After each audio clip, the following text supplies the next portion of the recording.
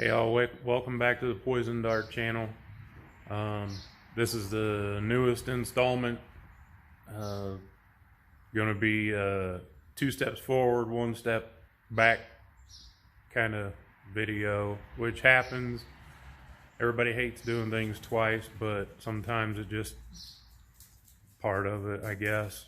Building a car, especially one that you buy that's somebody else's project and parts are acquired and aren't quite mating up or matching, and you try to make it work. Sometimes it does, sometimes it doesn't. Also, some of the expectations of the project and what I want out of it the stars aren't aligning for that. So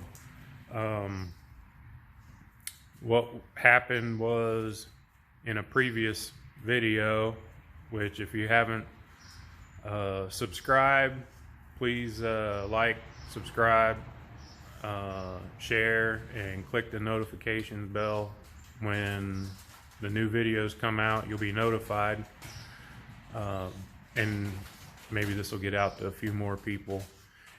Anywho, I originally wanted to try to make the steering a little bit more responsive in this car, because it being a street strip car and the basic lazy nature of the Mopar manual steering gearbox ratio. I was wanting to get more response from input to the steering wheel, or a little bit faster response. So I bought Hotchkiss, which is the same thing as PST's quick ratio pitman arm and idler arm kit for it, which sent me on a tangent looking for a 73 and up V8 A-body center link. And with that being said, when I installed the engine and the headers, there was a clearance issue, not only because the deck height, but also due to the quick ratio arms, pitman arm and the idler arm. How they get the ratio faster is to make the arm longer, or it's center to center length longer, not necessarily longer in length, but the center to center is longer. And basically they do that by straightening the bends out in the factory style pitman arm and idler arm. But that also pushes the center link towards the rear of the car, towards the firewall, which also pushes the center link into the headers. Maybe on a stock exhaust car, if it just had manifolds and downpipes, probably wouldn't be an issue. But because of these big tube TTI headers, it was an issue. I was able to get it to clear where it would turn, but the boots for the joints in the tie rod end and the pitman arm and the idler arm were so close that the header tube would have cooked the boots. No grease.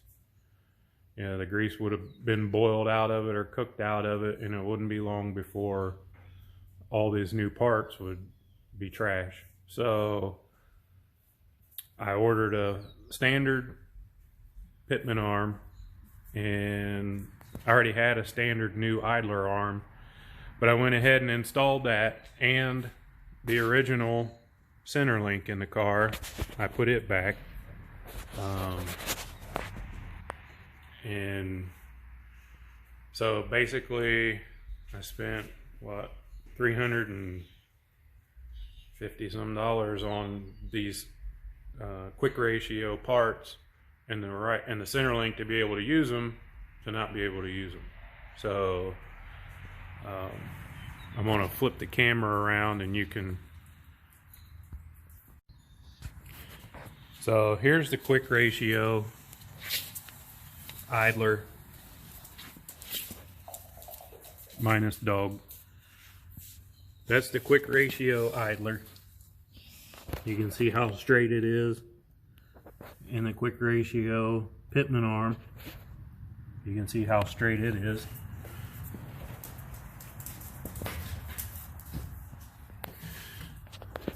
And there's the factory pitman arm for 72 and down. So 72 to 67 or 8 probably. I'm not sure on that. Don't quote me on that.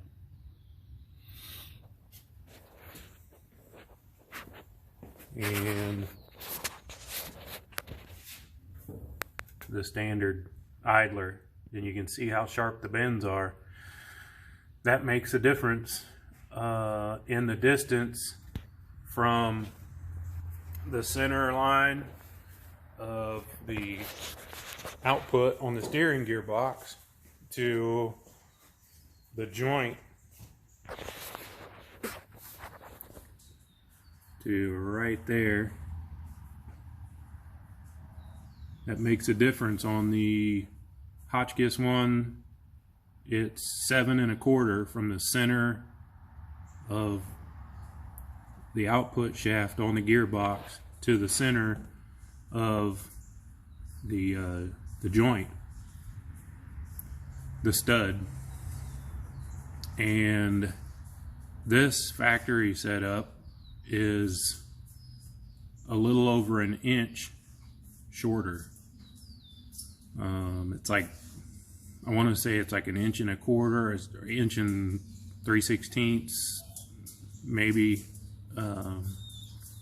shorter.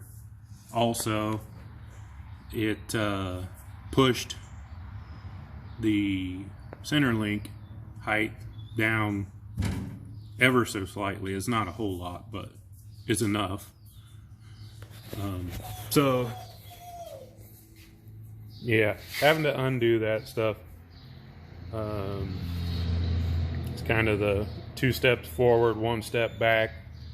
Also, you can see those are the mounts that I decided to make for the motor plate to bolt to the car. I need to finish weld them to the frame and cap the tops and weld those up. I don't want those open. I want them to be capped off and rounded over so there's no busted knuckle situation. All right, we're back. The engine's in the car. Engine trans is in the car, and the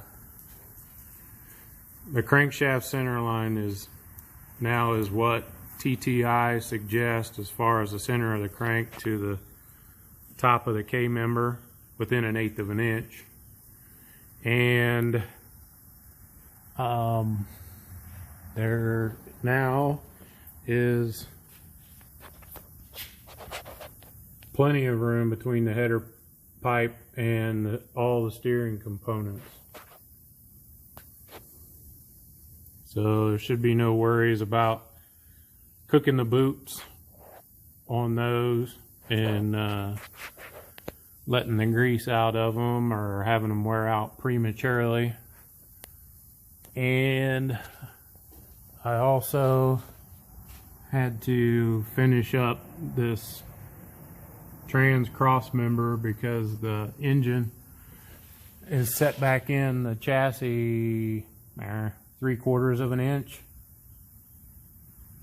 and so the factory style mount wouldn't work anymore.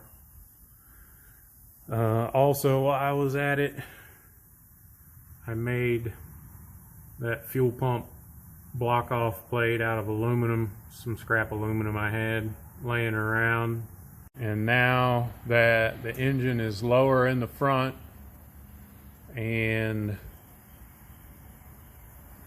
the trans mount, I made a aluminum shim for the rear trans mount to raise the tail of the transmission up just a bit too.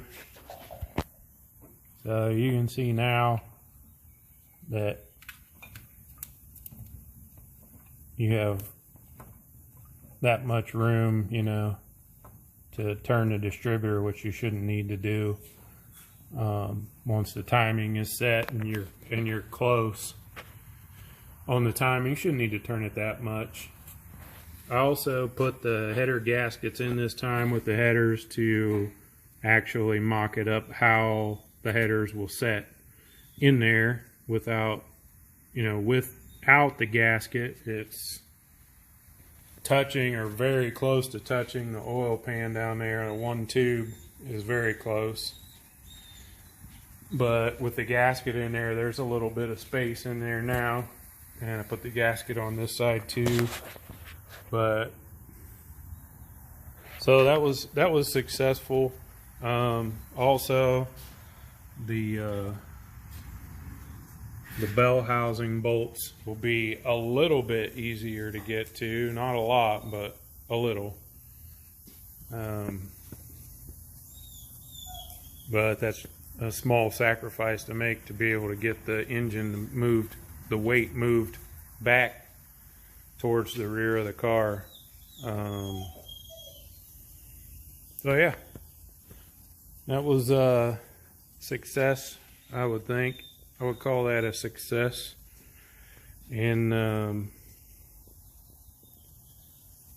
yeah, so we're going to be probably done for the day. I don't know how much there is left or that I can do today.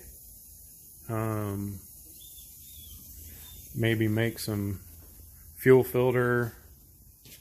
pump mounts and maybe fuel filter mounts back in the back to try to get some of that done.